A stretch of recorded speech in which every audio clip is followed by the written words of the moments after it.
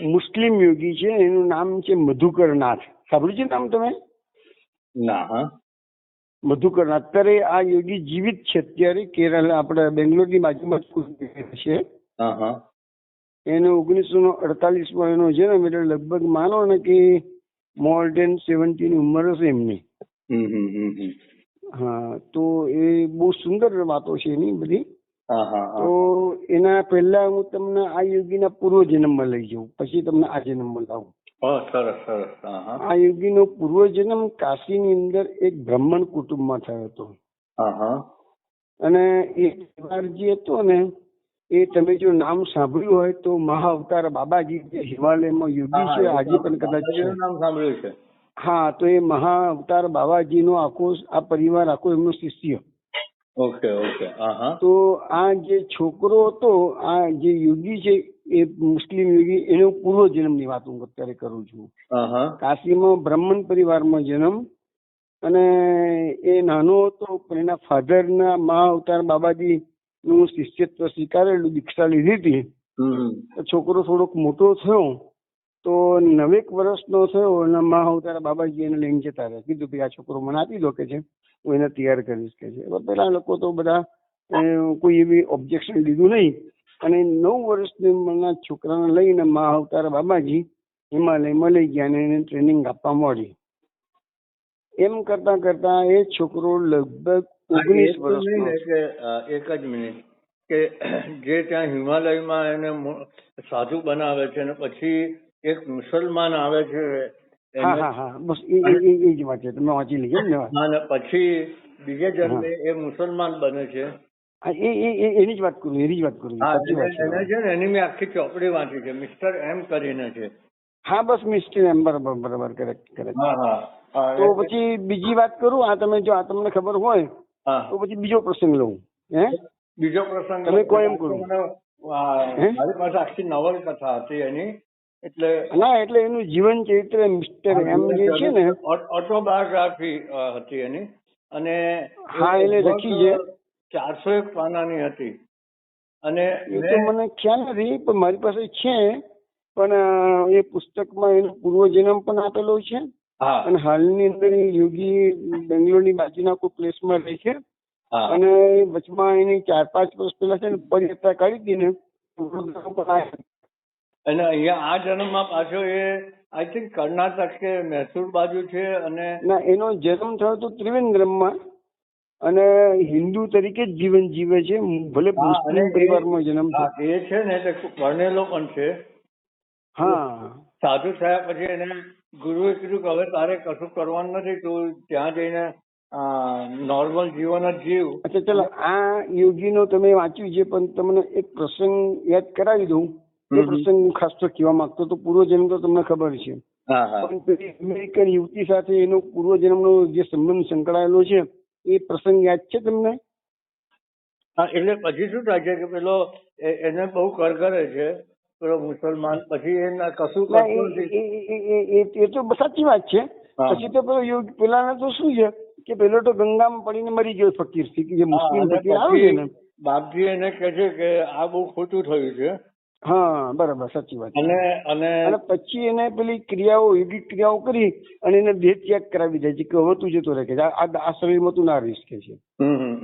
એટલે એને પછી અમુક યોગિક ક્રિયાઓ કરાવી દીધી એના ગુરુજીએ, અને એને દેહ ત્યાગ કરાવી દીધો છે.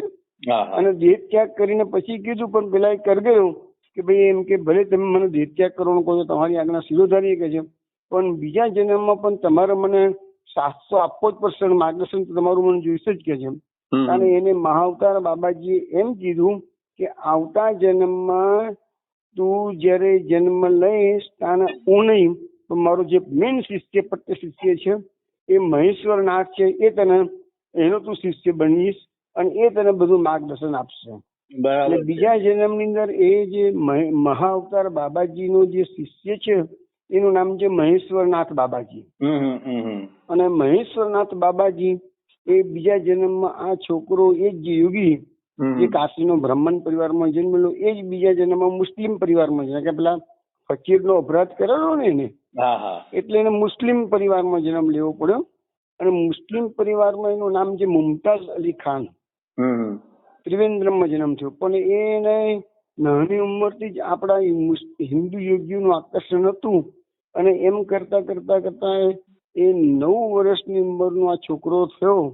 અને એના વાડામાં એક વખત એ બેઠેલો હતો અને ત્યાં એને જોયું કે એ ઝાડની નીચે એક યોગી આવીને બેઠેલા છે, એના ઘરના વાડામાં, કમ્પાઉન્ડમાં છે. એટલે પછી એને ત્યાં નજીકમાં ગયો. એટલે પેલા યોગીએ કીધું કે બેટા, હું તને સમજાવવા માટે જ આવ્યો છું કે આ તારા જન્મની અંદર તારે કે છે યોગી બનવાનું છે કે છે, અને તારો સમય થશે એટલે હું તને હિમાલયમાં બોલાવી દઈશ, તો તું હિમાલયમાં આવી જશે. આટલું કહીને પેલા યોગી ત્યાં અદ્રશ્ય થઈ ગયા છે. એકદમ વિચારમાં પડી ગયું કે આ છે શું કે છે. અચાનક આવ્યા ગયા, ક્યાંથી આવ્યા એ ખબર ના પડી, ક્યાં ગયા એ ખબર ના પડી, ખાલી ઝાડ પર બેઠેલા, ઝાડની નીચે બેઠેલા જ જોયેલા. એટલે એટલી એને ખબર પડી ગઈ ક્યાંક મારા પૂર્વજન્મનું આ બધું કનેક્શન છે, પણ એને 100% ખબર નથી પડતી કશી. એના આકર્ષણ હિન્દુઓ યોગીઓ પ્રત્યે પુષ્કળ હતું. એટલે બધા ચરિત્રમાં એને ઘણા યોગીઓ સાથેની મુલાકાતોનું બધું વર્ણન છે જ. તો હું તમને જે મેઇન કહેવા માંગુ છું ને, પેલી અમેરિકન યુવતી સાથે એનો જે કોન્ટેક્ટ થયો એ પ્રસંગ તમને અત્યારે યાદ છે? અમેરિકન છોકરી માઇક્રોબાયોલોજીસ્ટ હતી અને ફિલાડેલ્ફિયાની અંદર હતી, એ પ્રસંગ યાદ છે તમને? તમે કહો પછી યાદ આવી જશે, પણ તમે કોને વાંધો? તમે વાંચ્યું એટલે યાદ આવી જશે. છતાં એ પ્રસંગ ચલો કહી દઉં હું. એટલે આ જે છોકરો જે છે એનું ઓરિજિનલ નામ મુમતાઝ અલી ખાન. અને પછી એમ કરતા કરતા એને 19 વર્ષની ઉંમરનો થયો. અને એ હિમાલયમાં જે એના જે ગુરુ છે એનું નામ છે મહેશ્વરનાથ બાબાજી. એને પોકાર કર્યો. એટલે આ છોકરો ઇમિડિયેટલી અહીંથી નીકળી ગયો ત્યાં જવા માટે હિમાલયમાં. એના ઘરે કોઈને કહેવાય નથી રહ્યું હું જઉં છું, હું પાછો આવીશ કે નહીં આવું. આ લોકો તો બધા, આ લોકો એટલી તો ખબર હતી એના પરિવારના સદસ્યોને કે આ છોકરાને હિન્દુઇઝમ પ્રત્યેનું આકર્ષણ ઘણું છે. એટલે ઘડીએ ઘડીએ ઘર છોડીને જતો રહે છે. પણ ઘર છોડીને જાય એટલે કેવું, 15 દાડા 10 દાડા જાય, ઘણી વખત કહીને જાય, ઘણી વખત કીધા વગર જાય, પણ 10 દાડે 15 દાડે પાછો આવી જતો હતો.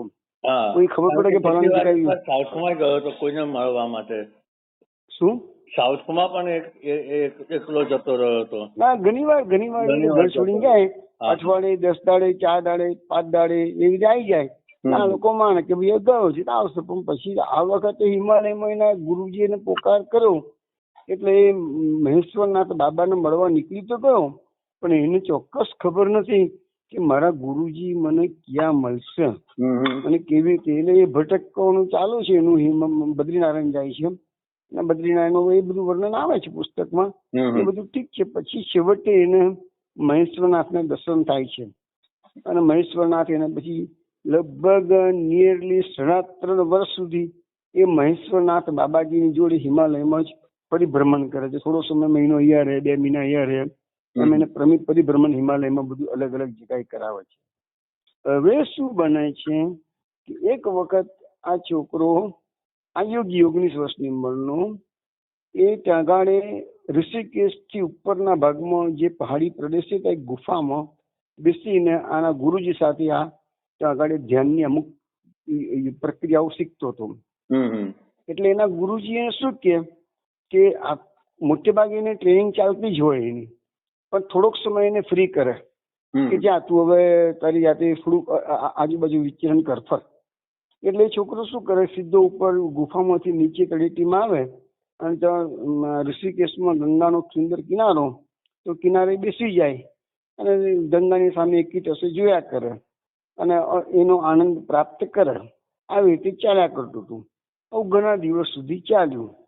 એના ગુરુજી એને તો એને જેટલો સમય આપ્યો મર્યાદાનો, કે આટલા સમયમાં તું કલાકમાં આવી જા, 2 કલાકમાં આવી જા, ત્યાં સુધી એકલો વિચરણ કર. આખો દાડો એની બધી પ્રક્રિયાઓ ચાલતી હોય, યોગિક પ્રક્રિયાઓ જે શીખવાડવાની હતી. તો એક દિવસ એવું બન્યું કે એ છોકરો ત્યાં ગંગાના કિનારે ઋષિકેશમાં એક શિરાની પર બેઠો છે. અને ત્યાં અચાનક એની નજર પડી કે ત્યાંથી નજીકમાં એક સોનેરી વાળવાળી, ભૂરી આંખો વાળી, બ્લુ રંગના ડ્રેસ વાળી એક યુવતી બીજી શિલા પર બેઠી છે. એને પોતાના પગ ગંગાજીમાં બોળેલા છે.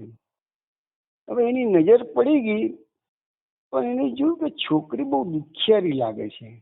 એના ચહેરા પર વેદનાઓ બહુ દેખાઈ રહી છે. એટલે કેમ કે આ છોકરી છે શું દુઃખ હશે કે છે. પણ એ તરત બીજી દ્રષ્ટિએ બીજી વાર એ વિચાર કર્યો, ભાઈ હું જવાન જોગી છું અને આ જવાન જોગી માટે આ એડવાઇઝેબલ નથી કે કોઈ સ્ત્રીની જોડે તાકી રાખીને જોવું કે એની વાતમાં ઊંડા ઉતરવું. આ તો ફસામણીની વાત આવે. એટલે એને મન વાળી લીધું કે ના ના આપણે એ બધામાં પડવું નથી, ભાઈ એને એવી હશે જે હશે એ હશે. તો પછી બીજી વખત એને યાદ આવ્યું કે મારા એના ગુરુજી એક દિવસ એને એવા શબ્દો વાપરેલા એની આગળ કે કોઈ જો જોગી સતત 13 વર્ષ સુધી રોજના 13 કલાક પણ ધ્યાન ધરે અને જ્યારે કોઈ દુખિયારા જીવ પ્રત્યે એક કરુણાભરી દ્રષ્ટિ પણ ના નાખી શકે એટલો બધો જો કઠોર થઈ ગયો હોય યોગી, તો માનજો કે એની બધી જ ધ્યાનની એનું ધ્યાન કે તપસ્યા એની જીવ શૂન્ય થઈ ગયેલી છે. એટલે કરુણા તો દરેકના હૃદયમાં હોવી જ જોઈએ. બરાબર. એને પાછું ગુરુજીનું વાક્ય યાદ આવ્યું કે ના ના ના કરુણા તો હોવી જ જોઈએ કે. એટલે ઉઠી અને પેલી શિલા પર પેલી જે સ્ત્રી છોકરી બેઠી હતી ત્યાં ગયો. ત્યાં સુધીમાં તો એ બેન શિલા પરથી ઉભા થયા અને જબરજસ્ત એને વોમિટ થઈ.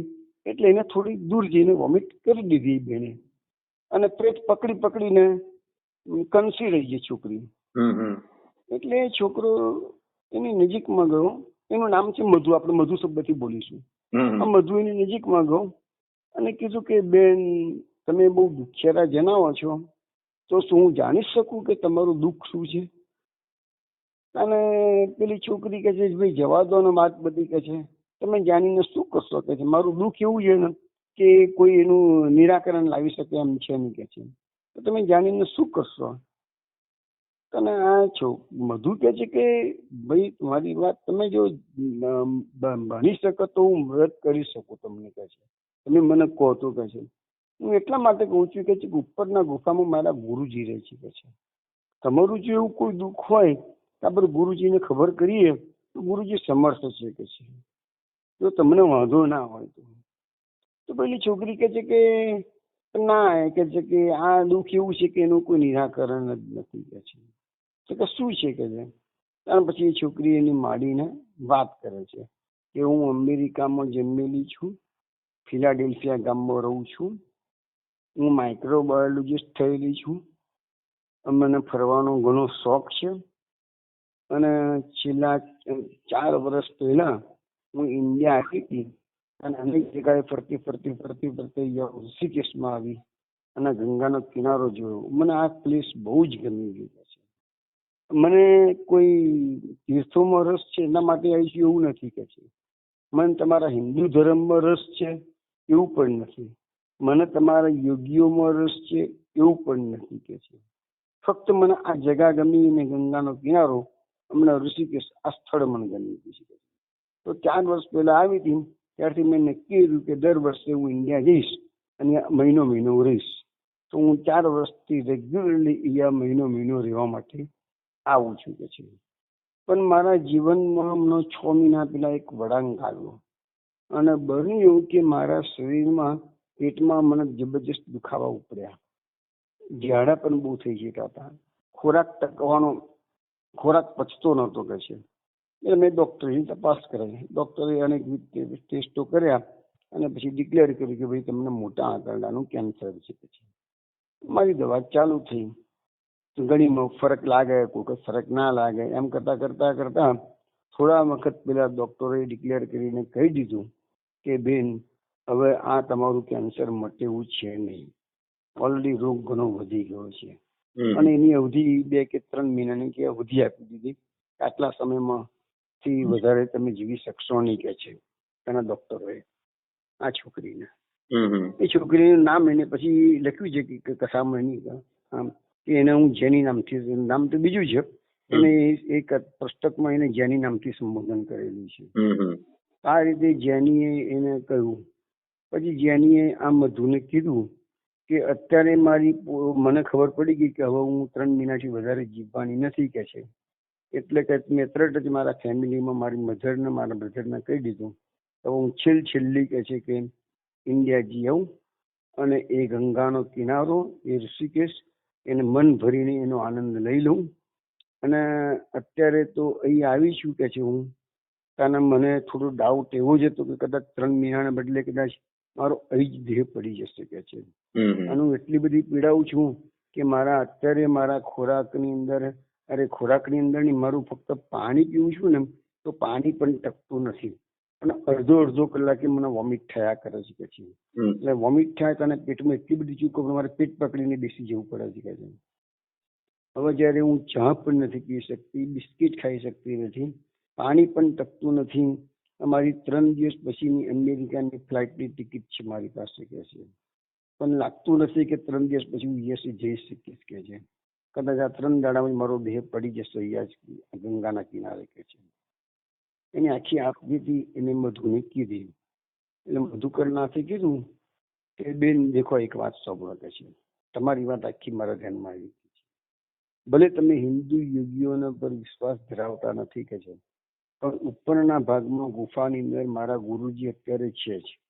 જો તમારી મંજૂરી હોય ને તમને ઇન્ટરેસ્ટ જાગતો હોય તો હું મારા ગુરુને વાત કરું.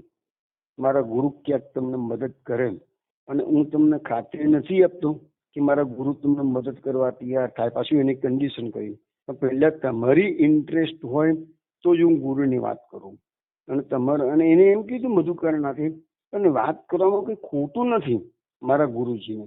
જો મારા ગુરુજી તમને મદદ કરી શકે એમ હશે તો હા પાડશે, અને ના હોય તો ના પાડશે કે જેમ મારા ગુરુજી કોઈ ખોટું તમને પ્રલોભન કે આશ્વાસન આપે એવા નથી કે છે, પણ એમનામાં સિદ્ધિઓ ઘણી છે એ હું જાણું છું. એટલે હું તમને કહું છું, તમારી ઈચ્છા હોય તો બોલો કે છે. અને એ છોકરી ખચકાતા પછી કે સારું ચાલ વાત કરતું તારા ગુરુને કે છે.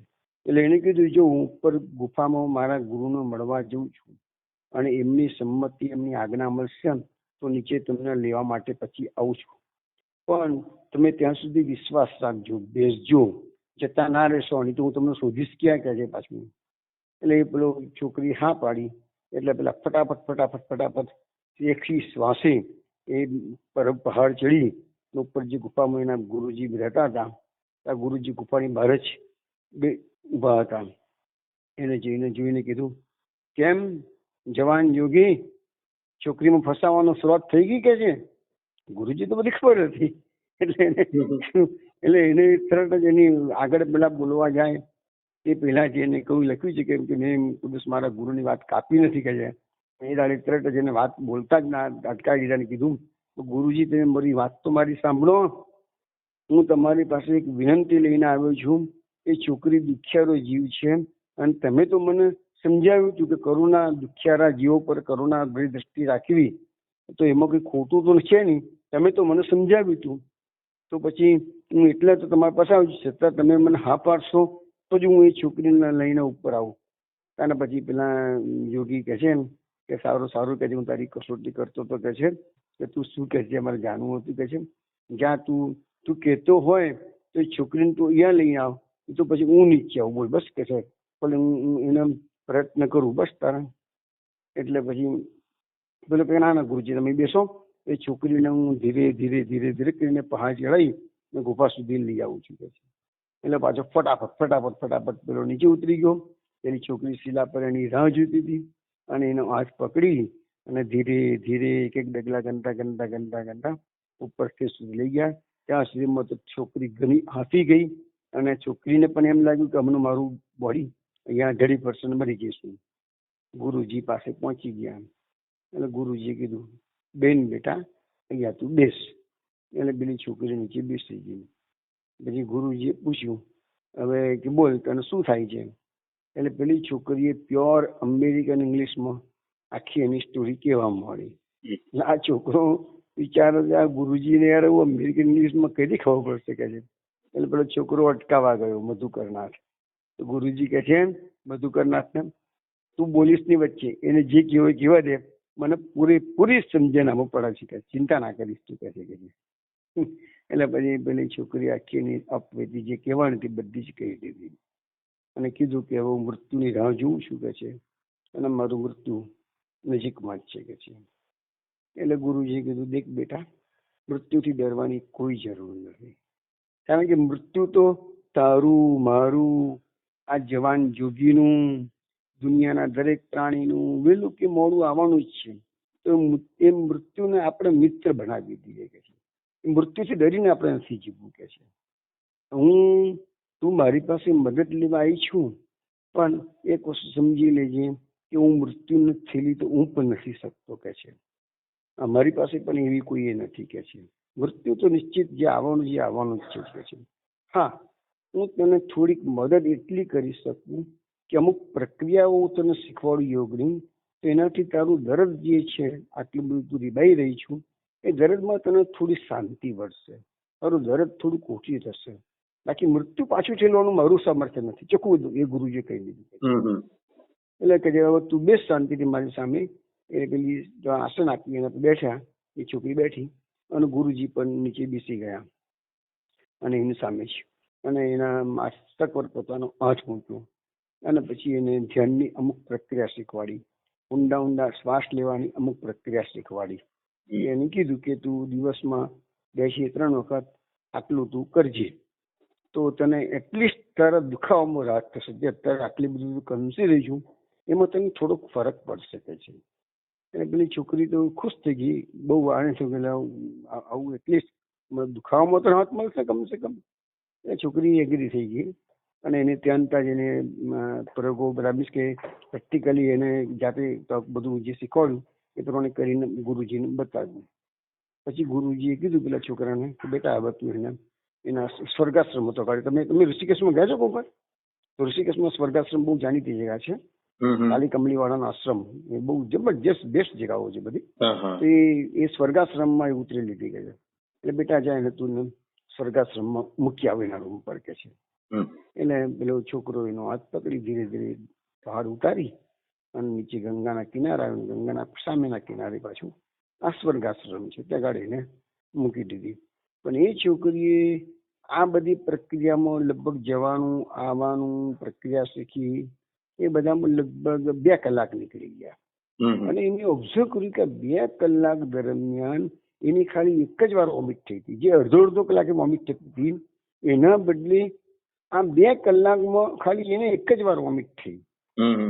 એટલે એ સમજી ગઈ છોકરી કે ક્યાંક આની અંદર તથ્ય છે. આ ગુરુજીને હું ના પાડું છું, આ હિન્દુ યોગીઓમાં કોઈ મને રસ નથી, એમ ભલે હું બોલું છું, એ છોકરી કે પણ આની અંદર કંઈક ચમત્કાર જેવું છે ખરું કે છે. પછી 2-3 દાડા પછી એ છોકરીની ફ્લાઇટ હતી. એટલે ગુરુજીએ પછી એને યાદ કરાવ્યું મધુકરનાથને કે મધુ જા, આજે પેલી જેનીની ફ્લાઇટ છે એ અમેરિકા જવાની છે કે છે, તો એને જરા ફેલથી મળી આવ અને એને વિદાય આપી આવ. એટલે મધુકરનાથની એની પહેલા એને એક વાત ગુરુજીએ કહી દીધી કે મધુ, તને એક વાત કહી દઉં કે તારા કોઈક આગળના જન્મમાં તારી માંદગીમાં આ છોકરીએ તારી બહુ ચાકરી કરી હતી, સેવા ચાકરી કરી હતી કે છે. એ તારું એ જે ઋણાનું બંધ તારું જે ભેગું થયું હતું ને કે છે, એ ઋણાનું બંધ આ જન્મમાં પૂરું કર્યું અને તે એ છોકરીને મદદ કરીને મારી સાથે લાવી આવીને મારો ભેટો કરાવ્યો, મારા આશીર્વાદ પ્રાપ્ત કરાયા અને તે એના દુઃખમાં રાહત ઊભી કરી. તો એ તારું ઋણાનું બંધ આજે તે કર્યું છે. પણ બધું તું મને ફેરથી આગળ પૂછીશ નહીં, કયા જન્મમાં કેવી રીતે કશું પૂછવાનું નહીં તારે કે છે. એ તને થોડી હિન્ટ આપી દીધી એમ ઋણાનું બંધ તે પૂરું કર્યું છે. એમ મધુકરનાથે લખ્યું છે કે ભાઈ મારાથી ગુરુજી ના પાડી આગળ નહીં પૂછવાનું, એટલે મારથી ના પૂછાય કે છે. પણ આ એક વસ્તુ હતી કે જેની ફિલાડેલ્ફિયાની અને હું ત્રિવેન્દ્રમમાં જન્મેલો અને અમે ભેગા થયા અહીંયા ઋષિકેશની અંદર, અને એ પણ કેવો જોગાનો યોગ, અને પાછી મહારાજ થકી જ એને ગુરુની મુલાકાત થવી જેવી અને દુખામાં રાહત થવી. આ બધું કુદરતની બધી કેટલી બધી લીલાઓ હોય છે, કુદરત કેવું કેવું ગોઠવે છે, એનાથી આપણને આશ્ચર્ય લાગે આ બધી વાતોમાં. પછી એ છોકરો તગાડે મધુકરનાથ સ્વર્ગાશ્રમ પર ગયા. જેની તૈયાર થઈને બેઠી જ હતી. ટેક્સી સામે કિનારે ટેક્સી આવી ગયેલી હતી એને તો લઈ જવા માટે. એટલે તો થોડી વાર રાખી મિસ જોડે વાતચીત કરી. કારણ એને મધુકરનાથને કીધું કે મધુ, જો આ 3 દિવસ દરમિયાન મારી વોમિટ ખાલી 2 કે 3 જ વાર થઈ છે. જે અડધો કલાક વોમિટ થતી હતી એના બદલે 3 દાડામાં ખાલી 2 કે 3 જ વાર વોમિટ થઈ. એ મોટામાં મોટો ફરક પડી ગયો વોમિટમાં. બીજું, જે મારા પેટમાં પાણી પણ ટકતું નતું એની જગ્યાએ અત્યારે કે હું ચા અને બિસ્કિટ ખાઈ શકું છું. અને મારા 3 દિવસ પહેલા તું જયારે મને મળ્યો ત્યારે હું જે અશક્તિ અનુભવતી હતી એના બદલે અત્યારે મારામાં થોડો શક્તિનો સંચાર થયેલો છે કે 3 દિવસ પહેલા તો મને એમ જ લાગતું હતું કે હું યુએસએ પાછી જઈ જ નહીં શકું અને મારી ફ્લાઇટ પકડીશ એ પહેલા તો યાર ઋષિકેશમાં મારો દેહ પડી જશે કે છે. પણ આજે મને એવું લાગે છે કે એટલીસ્ટ અમેરિકા તો હું જઈ શકીશ. ડોક્ટરે કીધું છે જે 3 મહિનાના ટાઈમ પછી મને લગભગ મહિનો તો નીકળી ગયો હતો, એટલે બીજા 2 મહિનાનો અવધિ છે કે છે. એટલે એને મધુને કીધું કે મધુ હું તો જઉં છું અત્યારે કે છે, પણ તે મને ખૂબ મદદ કરી છે અને તું ગુરુજીને પણ મારા થેન્ક્સ કહી દેજે કે મારી 3 દિવસમાં મને ઘણું સ્વાસ્થ્ય સારું લાગ્યું છે કે છે, અને આ પ્રક્રિયા હું દિવસે જઈને પણ ચાલુ જ રાખીશ કે છે. પણ મધુ મને તારું સરનામાનો ફોન નંબર આપ, હું તારા સંપર્કમાં રહીશ. એટલે મધુ કરનાથ કહે છે કે ભાઈ હું તો આ હિમાલયનો યોગી છું, અમે તો ગુરુજીની જોડે ફરીએ છીએ અને ભટક્યા કરીએ છીએ. મેં તો મારું ઘર-બાર છોડ્યા છે, 3.5 વર્ષ થઈ ગયા છે, એટલે મારું કોઈ સ્થાયી સરનામું પણ નથી અને મારો કોઈ ફોન નંબર પણ નથી, એટલે હું તને આપી શકું એમ કશું છું નહીં કે છે. પણ કશો વાંધો નથી, તું જા શાંતિથી, અને હવે આપણે નહીં મળી શકીએ. બધું કરી નાખે એને એવું કીધું. અને એટલામાં ટેક્સી આવી ગઈ સામે કિનારે, ગંગાના સામે કિનારે ટેક્સી ઊભી હતી. એનો સામાન તો લોડ કર્યો ને એ છોકરી નીકળી ગઈ, જતી રહી તગાડે અમેરિકામાં. પછી આ વાતને લગભગ પછી થોડા વખત મધુકરનાથ એના ગુરુજીની જોડે હિમાલયમાં ફર્યા અને એક દાડો ગુરુજી એને આજ્ઞા કરી કે મધુકરનાથ ચલો હવે તમે તમારા સંસારમાં પાછા જાઓ, તમારી ડેસ્ટિની એવી છે કે તમારે કાયમ માટે હિમાલયમાં રહેવાનું નથી, તમારે લગ્ન કરવાના છે, તમારે ગ્રસ્ત જીવન ભોગવવાનું છે. એટલે છોકરો થોડુંક અપસેટ થઈ ગયો, બધું કીધું તો કે ના ના ગુરુજી મારે સંસારમાં ફસાવું નથી, કે ના તારે જવું જ પડશે કે છે, ફસાવું પડશે ને, તારે ગ્રસ્ત જીવન જીવવું જ પડશે કે છે. પણ તારે ચિંતા કરવાની જરૂર નથી, હર હંમેશ તું મને જ્યારે યાદ કરીશ ત્યારે હું તારી સાથે આવી જઈશ અને તને કોઈ તકલીફો નહીં પડવા દઉં છે. તારી આધ્યાત્મિક સાધના જે છે એ પ્રગતિ તારું ચાલુ રહેશે કે છે. એમ કરીને એને વિદાય કરી. અને ભાઈ એને કીધું કે સર વર્ષમાં એક મહિના માટે તો હું તમારા સાથે રહેવા માટે આવી શકું છે. એગ્રી થયા એના ગુરુજી કે સારું વર્ષમાં 1 મહિનો મારી સાથે અહીંયા રહેવા આવવાનું અને અહીંયા બધી હું તને ધ્યાનની બધી જે કંઈ પ્રગતિ થતી હોય તારી એ બધી શીખવાડતો જ જઈશ કે એવી બે છોકરો કેરાલા પાછો જતો રહ્યો મધુકરનાથ, અને વર્ષે 1 વાર અહીંયા હિમાલયમાં આવી જાય એના ગુરુજીને મળવા માટે. એ એમ કરતા કરતા બીજા 3 વર્ષ નીકળી ગયા. એ 3 વર્ષ દરમિયાન એને લખ્યું ચરિત્રમાં કે મને 1 કે 2 વાર જેની યાદ આવી હતી કે જેનીનું શું થયું હશે, મરી ગઈ હશે ખરેખર. પણ એમ કે ભાઈ હવે આવું ડોક્ટરોએ ડિક્લેર કરી દીધું છે કે આ વધારે નહીં જીવા, તો મરી જ ગઈ હશે ને કે છે. અને કે ફોન નંબર તો નથી મારી પાસે એનો, કે નથી મારો એની પાસે, એટલે સંપર્ક થાય નહીં, હોતું નહીં. તો હવે કે ગુરુજીને પૂછીને શું કામ છે કે ગઈ છોકરી કે છે, મરી જ ગઈ હશે, 3 વર્ષ થઈ ગયા કે છે. એટલે પછી કઈ મે બી એના કોઈ 1-2 વખત વિચાર આવ્યા હશે, પછી બે વિચારો મગજમાંથી કાઢી નાખવા આર્ટિકલ કે છે. પછી કહે છે કે આમ 3 વર્ષ નીકળી ગયા અને એક વખત કે છે પાછો હું ફેરતી હિમાલયમાં મારા દર વર્ષે 1 મહિનો રહેવા આવવાનું ગુરુજીની જોડે. એ રીતે હું ગુરુજીની જોડે રહેવા આવ્યો હતો. અને આવ્યો હતો તો પછી ગુરુજીએ મને હિમાલયમાં આ જગા પર ઋષિકેશમાં આ જે ગુફામાં અમે લોકો પહેલા રહેલા હતા અને જો જૈનની સાથે મારી મુલાકાત થયેલી ત્યાં ગાડી ફેરતી કહે છે કે મને ગુરુજીએ મૂકી દીધો. અને ગુરુજીએ કીધું કે મધુકર હું જઉં છું કૈલાસની યાત્રા કરવા માટે. તો મધુકરનાથે આગ્રહ કર્યો કે મને પણ જોડે લઈ જાઓ. કે ના મધુકર તો એ રહે, હું યાત્રા કરીને આવું ત્યાં સુધી તારે રહી જ રહેવાનું છે અને પછી તારે તો ગાડી ત્રિવેન્દ્રમ જવાનું છે કેરાલા. તો કહે છે હું ત્યાં આગળ હું ગુફામાં રહેતો હતો કે છે, અને રોજ નીચે ગંગાના કિનારે શિલામાં પાછું આવીને બેસવું, પાછું ઉપર જવું ને રોજની જે પ્રક્રિયાઓ શીખવાડી એ પ્રકારે ધ્યાન ધરતો હતો કે છે. અમારું રોજનો કાર્યક્રમ ચાલતો હતો.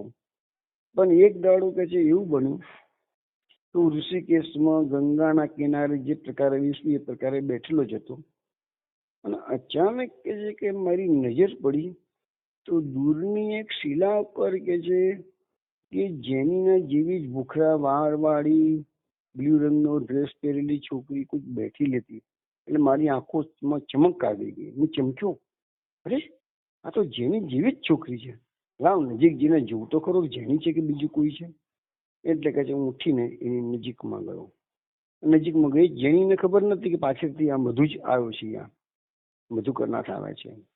અને એકદમ પાછળથી ગયો અને પાછળથી મેં એને જઈને કીધું કે જેની, એટલે તરત એને પાછું વળીને મારી સામું જોયું અને મારી સામે જોયું કે તરત જ એટલી બધી આનંદમાં આવીને થઈ ગઈ અને ઊભી થઈ ગઈ અને દોડીને આવીને મને ભેટી કે છે, ભેટી ગઈ અને કે છે કે મધુ, હું તને મળવા માટે જ આવી છું, 15 દિવસથી રોકાઈ છું, તારી હું રોજ રાહ જોઉં છું કે છે, પરંતુ મને આજે મારી ફ્લાઇટ છે, આજે મારો છેલ્લો દિવસ છે કે છે, હું નિરાશ થઈ ગઈ હતી. અરે હું 15 દિવસથી આવી છું અને મધુકરનાથનો સંપર્ક થતો નથી, હું મધુને મળવા ક્યાં જવું કે છે.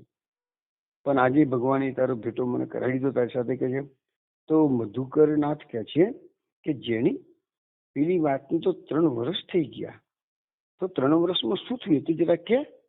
અને જેની કહે છે કે મધુ, તારા ગુરુજીએ તો બહુ મોટો ચમત્કાર કરી દીધો કે છે.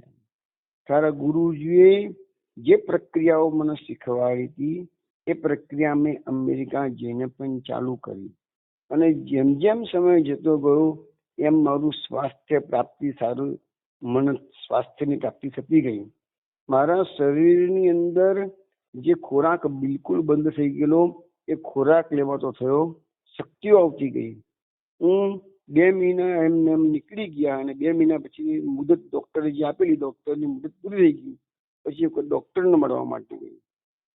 ડોક્ટરે મને જીવતી જોઈ એટલે ડોક્ટર આશ્ચર્ય અનુભવે છે કે બેન, તમે શું એવું કર્યું છે કે આ તમારો રોગ તો મટે એવો હતો જ નહીં, આમાં કોઈ પેશન્ટ તમારી પાસે આવે તો મટતો નથી રોગ કે છે, અને તમારામાં આટલું બધું શું છે કે તમે એકદમ સ્વસ્થ દેખાવા છો. એટલે પછી ડોક્ટરે મારા બધા ટેસ્ટ કર્યા અને બધા જેટલા ટેસ્ટ કરવાના હતા બધા ટેસ્ટ કરીને ડિક્લેર કર્યું કે તમારામાં કેન્સર બિલકુલ રહ્યું નથી, હવે તમે પૂરેપૂરા સ્વસ્થ છો. તો ડોક્ટરોએ મને પૂછ્યું કે તમારામાં એવું તો શું છે કે કેન્સરના તમે મટાડી શકાયો.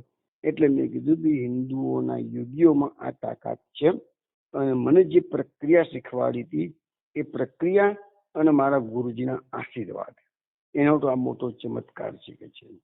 અને પછી લખ્યું એને કે હું મારી મધર અને મારા બ્રધર સાથે રહેતી હતી અને સ્વાસ્થ્ય મારું સારું થઈ ગયું. એટલે પછી મેં કહે છે નોકરી શોધી કાઢી કે છે. હવે મારી પાસે મધુને કહે છે કે મારી પાસે તારો ફોન નંબર ના મળે, સરનામું ના મળે, મારે તને બધું જણાવવું હતું પણ જણાવવું કેવી રીતે કે છે. પણ એમ થયું કે લા હું ઇન્ડિયા જઈ અને મધુકરનાથને કહે છે તગાડે હું ઋષિકેશમાં જ્યાં બેસતી તગાડે બેસીને પ્રયત્ન કરું કે છે. પણ હું જોબ કરતી હતી કે મને રજા નથી મળતી કે છે. તો મોડ મારી 3 વર્ષની જોબ પૂરી થઈ અને મને મોડ મારી કંપનીએ 15 દિવસની રજા મારી મંજૂર કરી કે જે લેબોરેટરીમાં જોબ કરે કે માઇક્રોબાયોલોજીસ્ટ છોકરી હતી ને, એટલે મારી 15 દિવસ, તો 15 દિવસની જેવી રજા મંજૂર થઈ કે ઇમિડિયેટલી જ કહે છે કે હું ઇન્ડિયા આવી ગઈ. હું કોઈ જગ્યાએ ઇન્ડિયામાં ગઈ નથી, સીધી જ અહીંયા દિલ્હી એરપોર્ટ પરથી ઉતરીને ઋષિકેશમાં આવી ગઈ છું. 15 દિવસથી અહીંયા હું રોકાયેલી છું, રોજ તારી રાહ જોઉં છું અને આજે મારો છેલ્લો દિવસ છે કે છે. કાલ સવારની તો કે મારી ફ્લાઇટ છે કે છે, અથવા તો રાતની ફ્લાઇટ છે અને હું જવાની છું. તો હું ભગવાનને વિનંતી કરું કે આ મને મળશે કે નહીં મળે, મળે કે નહીં મળે કે છે. અને બસ કે જે મધુ તને મળી મને ખૂબ આનંદ થયો. હવે તું મેન તો આ બધી વાતને બાબાજીને કન્વે કરજે અને બાબાજીને મારા થેન્ક્સ કહેજે, ખૂબ ખૂબ ધન્યવાદ આપજે કે જેની તમને ખૂબ જ પ્રણામ કરે છે અને ઘણા જ તમારી આભારી છે. એટલે ઘણા સરસ સરસ શબ્દો વાપરે જેની એમ. એટલે આ બધી વાતો એની જોડે થઈ અને પછી જેની વિદાય થઈ. પણ જેનીએ કીધું કે મધુ, હવે તું કેરળામાં રહે છે, તું પોતાના ઘરમાં, તો હવે તો મને તારું સરનામું ફોન નંબર તો આપ. એટલે મધુકરનાથે પછી એને ફોન નંબર ને સરનામું આપ્યું. પછી પેલી છોકરીએ ફિલાડેલ્ફિયાનું પણ એનું સરનામું અને ફોન નંબર આપ્યું. તો મધુકરનાથ લખે છે કે હું તો કોઈ દાડો કહે છે કે કોઈને ફોન બંધ કરું નહીં, મને પત્ર લખવાનું મને ગમે નહીં કહે છે. એટલે મેં તો ક્યારેય બી જેને કોઈ પત્ર વ્યવહાર કરેલો નહીં છે. અને મારા મનમાં એમ કે હવે જેની સુખી થઈ ગઈ છે, બધા પ્રોબ્લેમ સોલ્વ થઈ ગયા છે, તો ભલે હવે એમની તે રીતે હોય. પછી હું બહુ યાદ ના કરું, પણ ક્યારેક ક્યારેક પાછું યાદ આવી જાય કે છે શું થયું હશે. પણ હવે સ્વસ્થ તો થઈ ગઈ છે કે છે, પણ જેની તો પછી બીજે ફ્લાઇટ પકડીને જતી રહી કે છે. પછી મારા ગુરુજી કૈલાસની યાત્રા કરીને આવ્યા, એટલે મેં ગુરુજીને કીધું કે ગુરુજી જેની આવી હતી મળી હતી અને સ્વસ્થ થઈ ગઈ છે, અને એ વાતના 3 વર્ષ થઈ ગયેલા છે, અને અત્યારે મને મળવા માટે જ ખાસ તમને થેન્ક્સ કહેવા માટે જ આવી હતી, અને 15 દિવસ રોકાઈને એ જતી રહી છે. એટલે ગુરુજી કે સરસ ચલો કે છે. પછી કે છે કે આ મધુકરનાથ લખે છે કે હું પાછો ત્રિવેન્દ્રમ મારા ઘરે પાછો જતો રહ્યો, અને બીજો લગભગ થોડોક સમય થયો હશે, 4-6 મહિના લગભગ, અને એક દાડો અચાનક જેનીનો પત્ર આવ્યો. હવે સાંભળજો, બહુ સરસ ઇમ્પોર્ટન્ટ ટોપિક આવે છે. હવે જેનીનો પત્ર આવ્યો, તો જેનીના પત્રની જોડે જ એ જ પરબિડિયામાં બીજું પરબિડિયું હતું, અને એના ભાઈનો પત્ર હતો. અને એના ભાઈના પત્રમાં પહેલા મેં એના ભાઈનો પત્ર ખોલ્યો, તો એના ભાઈના પત્રમાં લખેલું હતું કે પ્રિય મધુ, જેનીને તો જે મોટો ચમત્કાર થયો એ તો અમે એની વાતો સાંભળી, અને તમારા થ્રુ તમારી બધી વાતો અમે સાંભળી ગયા છે. તો મારે તમને દુઃખ સાથે જણાવવાનું છે કે આજે સવારે જેનીને હાર્ટ એટેક આવ્યો, અને જેની મરી ગઈ છે. પણ જેનીએ મરતા પહેલા એક પત્ર લખ્યું છે, એ તમે વાંચી લેજો, અને તમને એની બધી વાતો ખબર પડશે. પછી મેં તરત જ કહે છે જેનીનું પરબિડિયું ખોલ્યું, તો જેનીએ પત્રમાં લખ્યું હતું કે પ્રિય મધુ, આજે સવારે સ્વપ્નમાં ગુરુજી બાબાજી મારી પાસે આવ્યા. બાબાજીએ આવીને પૂછ્યું, જેની હવે તારી તબિયત કેવી છે? એટલે મેં કહ્યું, ગુરુજી મારી તબિયત ખૂબ જ સરસ છે, હું પૂરેપૂરી સ્વસ્થ થઈ ગઈ છું, મને કોઈ તકલીફ નથી. તો ગુરુજી કહે છે, તો બસ બેટા, હવે આ જ સમય છે કે છે, તું તારા ઘરે પાછી આવી જાય કે છે, તારું અસલ ઘર, તારા અસલ ઘરે પાછી આવી જાય કે છે, હું દ્વાર પર તારું સ્વાગત કરવા ઊભો છું કે છે. તો ગુરુજીએ મને સપનામાં આવું કેમ કીધું એ મારી સમજણ નથી પડતી, કે તું તારા અસલ ઘરે પાછી આવી જા, હું તારી સ્વાગત કરવા માટે દ્વાર પર ઊભો છું, એવું બધું કેમ ગુરુજીએ કીધું એ મારી સમજમાં નથી આવતું. તો તું જરા ગુરુજીને પૂછીને મને જણાવજે. અને એ પત્ર એને મૂક્યો સાઈડમાં, હું પછી પોસ્ટ કરીશ. પણ ત્યાં તો એને સવાર થાય હાર્ટ એટેક આવ્યો.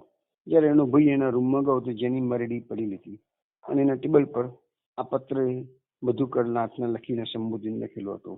એટલે એના ભાઈએ એ પત્ર, જેનીનો પત્ર અને એ પોતાનો પત્ર, બંને વસ્તુ એને પછી મધુકરનાથને મોકલી. મધુકરનાથ લખે છે કે એ દિવસે જયારે પત્ર આવ્યો અને જેની મરી ગઈ જે મેં વાંચ્યું, તો કે હું ખૂબ રડ્યો કે છે, મારા જીવનમાં આટલું કોઈ દિવસ રડ્યું નથી, એટલું બધું એ દિવસે હું રડી ચૂક્યો છે. ત્યારે રહેવું કેમ થઈ ગયું કે છે. હવે મને થયું કે ગુરુજીએ સપનામાં એને આવી આજ્ઞા કેમ કરી બાબાજીએ, કે તું તારા અસલ ઘરે પાછી આવી જા, હું દ્વાર પર તારું સ્વાગત કરતા ઊભો છું. હવે તો ગુરુજી તો હિમાલયમાં, એ તો ત્રિવેન્દ્રમમાં, એટલે એને પછી તો આગળ રાત્રે ધ્યાન ધરવા બેઠો. એના ગુરુજી એને બાબાજીએ પ્રોમિસ કરેલું કે તને જ્યારે બી કોઈ તકલીફ હોય ત્યારે તું મને યાદ કરજે, હું તારી સામે પ્રત્યક્ષ હાજર થઈ જઈશ. એટલે ગુરુજીએ એક મિનિટ કોણ છે, એટલે ગુરુજીએ પછી શું છે કે એને સપનામાં એને ગુરુજીને વિનંતી કરી. એટલે ગુરુજી પછી એની પાસે સૂક્ષ્મ સ્વરૂપે આવે છે, અને એને પૂછ્યું કે તું શા માટે મને વારંવાર આવી રીતે હેરાન કરે છે કે છે. આ ધ્યાનની પ્રક્રિયા છે ને, એ આત્માના વિકાસ માટેની પ્રક્રિયા છે, નહીં કે તારી મૂંઝવણ માટે તું ગુરુજીનું બોલા ધ્યાનની અંદર યાદ કરી દઉં છું. એટલે કે ગુરુજી મેં એટલા માટે તમને યાદ કર્યા છે કે આ જેનીનો પત્ર આવ્યો છે, અને તમે જે કીધું એનું રહસ્ય શું છે કે છે. એ જેનીએ મને પત્રમાં લખ્યું છે, ગુરુજીને પૂછીએ. પણ જેની તો જણાવવાનું તો પણ એવો જણાવવાનો ક્વેશ્ચન હતો કે જેની તો મરી ગઈ છે કે છે. કારણ ગુરુજીએ કીધું કે જેનીનો સમય થઈ ગયો હતો, અને એટલે મેં એને કીધું કે તું તારા અસલ ઘરે પાછી આવી જા, હું દ્વાર પર તારું સ્વાગત કરવા માટે આગળ ઊભો છું કે છે. તો હવે જેની અહીંયા આવી ગયેલી છે, થોડો સમય વિશ્રામ કરશે અને હવે જેની ભારતમાં કોઈ યોગ્ય ગર્ભધારણની જગ્યા દેખાશે આના ફરીથી જન્મ લેશે અને એની આ પ્રગતિ, આધ્યાત્મિક પ્રગતિ હવે શરૂ થશે એમ કરીને ગુરુજીએ એને વાત કરી. છેલ્લે શું કીધું તમે? એ ભારતમાં એમ કીધું જેની અત્યારે અહીં આવી ગઈ છે, અત્યારે થોડો વિશ્રામ કરી રહી છે અને હવે ભારતની અંદર કોઈ યોગ્ય ગર્ભધારણની જગ્યા દેખાશે ત્યારે એ ફરીથી જન્મ લેશે અને એની આધ્યાત્મિક પ્રગતિ તારી પાછી શરૂ થશે. હવે લખ્યું છે ને કે તું મને હવે વધારે ના પૂછીશ. આ બધામાં ગુરુજી જેટલું કે એટલું જ, બાબાજી જેટલું કે એટલું જ, હવે તું મને વધારે ના પૂછીશ. એટલે પછી એનાથી અને એને ખખડાયો કે તારા ધ્યાનની પ્રક્રિયાઓ આત્માના વિકાસ માટે છે, નહીં કે તું મને વારંવાર તું તારી રીતે તારા પગ પર ઉભો રહેતો થાય, તું તારી રીતે તૈયાર થાય છે. દરેક વખતે ગુરુજીને શા માટે તમે બોલાવ કરો છો એમ. એટલે એની હિંમત ચાલીને આગળ પૂછવાની. પણ આટલું હતું કે યોગ્ય ગર્ભધારણનો દેખાશે ત્યાં જેની ફરતી જન્મ ભારતમાં જન્મ લેશું જેની, અને એની પ્રગતિ જે છે આધ્યાત્મિક એ આગળ થશે. એટલે આ બધું શું છે, આ ઘટના તો તમારી પાસે પુસ્તક છે, મેં વાંચ્યું છે બધું, પણ આ બધું આપણને બતાવે છે કે આપણી આ બધી જન્મની પ્રક્રિયાઓ છે. આ આધ્યાત્મિક પ્રગતિ એ એક જન્મની વાત નથી, એમાં જન્મ ભૌતિક સંપત્તિ પેદા આપણે કરીએ છીએ એ તો જે કરીએ છોડીને જતા રહેવાનું. પણ જયારે આધ્યાત્મિક સંપત્તિ જે આપણે પેદા કરી છે એ આપણી સાથે આવે છે. બીજો જન્મ, ત્રીજો જન્મ, ચોથો જન્મ, અને જે જન્મો જેટલા લેવાય દરેકે દરેક જન્મો પછી કો તો પ્રગતિ થાય અને ઘણી વખત પતન પણ થઈ જાય છે. જો દુસંગ મળી ગયો, કોઈ ખોટી જગ્યા ફસી ગયા તો પછી દુસંગમાંનું પરિણામ પતન આવે છે. તો અમે એવા કિસ્સા જોયેલા છે કે માણસે આધ્યાત્મિક પ્રગતિ ઘણી સારી કરેલી હોય અને એક જ જન્મની અંદર સીધો પેલા છે ને પર્વતની ટોચ પર ચડી ગયેલો માણસ હોય, કેટલા મહિનાઓની ચાલ કરીને પર્વત પડ્યો, એને પતન થવા માટે એક નાનકડો પગ સરકી ગયો, સીધી ઊંડી ખીણમાં માણસ પડી જાય છે, સેકન્ડોમાં, થોડી સેકન્ડોમાં છે, થોડી મિનિટોમાં છે. તો એવું આધ્યાત્મિક પ્રગતિનું છે કે આધ્યાત્મિક પ્રગતિમાં માણસ અનેક જન્મો પછી ખૂબ આગળ વધી ગયેલો હોય અને કોઈક જન્મની અંદર એની કોઈક દુસંગ લાગી ગયો, કોઈક ખોટી સમજ લાગી ગયેલી, તો બધી આટલા જન્મોની તપશ્ચર્યા હોય કે સાધના હોય એ સીધી નિષ્ફળ જાય છે અને પાછું એને નવેસરથી એકડો ઘૂંટવાનો વારો આવે છે. અને એ જ આપણું આ જન્મ મરણનું જે કારણ છે, વારંવાર જન્મવું, વારંવાર મરવું અને આગળ વધવું. પણ એટલું ખરું કે જે લોકો આધ્યાત્મિક સાધના કરે છે એના પર ભગવાનની ઓછી વચ્ચે પણ કૃપા ઉતરે છે. એટલે એને લગભગ 99.99% તો ભગવાન એને પતનના માર્ગમાંથી બચાવતા હોય છે. પણ પછી કોઈક વસ્તુ આ કે અભિમાન છે, મેઇન વસ્તુ ક્યાં તકલીફ થઈ જાય છે કે આધ્યાત્મિક માર્ગમાં આપણું મોટામાં મોટું જે દુશ્મન છે ને એ આપણું અભિમાન છે. અને જયારે અભિમાન માણસને આવી ગયું કે મેં આટલી સિદ્ધિઓ પ્રાપ્ત કરી છે, મેં આટલું કાર્ય કર્યું છે, મેં આટલું ધ્યાન ધર્યું છે, મેં આટલા અપવાસ કર્યા છે, મેં આટલી તીર્થયાત્રાઓ કરી છે, અભિમાન આવી ગયું ને બસ પછી એ પતનનું કારણ બની જાય છે. વાત સાચી છે. હા, પણ બાકી આધ્યાત્મિક પ્રગતિ તો એટલે કે ગીતામાં તમે તો બધું જાણો જ છો. ગીતામાં તો કીધેલું છે ને ભગવાને કે મનુષ્યાનામ સહસ્ત્રેષુ કશ્ચિદ સિદ્ધિ એત્તમપી સિદ્ધાનામ કશ્ચિન્મામ વિત્તિ તત્વતઃ. હજારો મનુષ્યોમાંથી કોઈક જ મારી પ્રાપ્તિ માટે પ્રયત્ન કરે છે અને એવા મારી પ્રાપ્તિ માટે પ્રયત્નો કરનારા હજારોમાંથી કોઈક જ મને જાણી શકે છે. એટલો બધો આ આધ્યાત્મિક માર્ગ એટલો ગૂઢ માર્ગ છે. આમ